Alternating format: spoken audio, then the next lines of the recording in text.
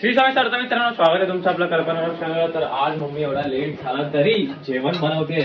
11 वाजले रात्रीचे. तर मम्मी काय कारण आहे एवढा लेट जेवण बनवते? कारण आहे की आईची तब्येत बरी नाहीये.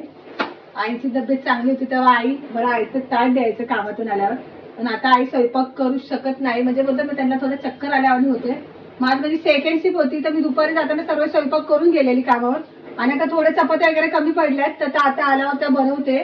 तर काय करणार, करायला तर लागणारच बाबा. माझ्या सासूबाईंनी मला खूप म्हणजे बोलतात ना आराम दिलेला, पण आता मला पण थोडंफार करायलाच लागणार कामातनं आल्यावर.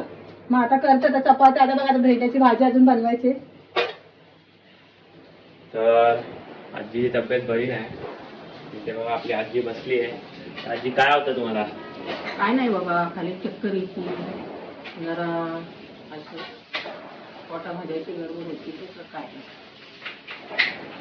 तर आजीला चक्कर येते, म्हणजे असे चालताना पण असे आजी बोलते की चक्कर येते. झोपताना असं झोपायला जाताना पण चक्कर येते आजीला. थोडी असं पडल्यावानी होतं एकदम. तर त्यामुळे आईला जरा उभं राहायला जरा प्रॉब्लेम होतो.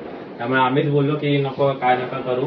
सकाळच्या पप्पांना डब्बा पण बनवायचा असतो, तर ते पण आम्ही बोललो नका उठत जाऊ, झोपून राहा आरामात, कारण की चक्कर येते. तर सकाळी कोण जास्त जागा नसतं. तर म्हणून आता मम्मी पण चपात्या बनवते, भाजी करते. तर हे पप्पा बसले तिथे. काय पप्पा? काय आता मी आले ती जमून करून आणि बनवते भाजी बिजी. पहिल्या वर्षी 10 वाजता आमचं जेवण व्हायचं आणि आता 11 किती वाजले? 11:30 वाजले तरी आम्ही बसलोय. जेवतो, बघूया आता जेवण बनवलं तर आता जेवायचं.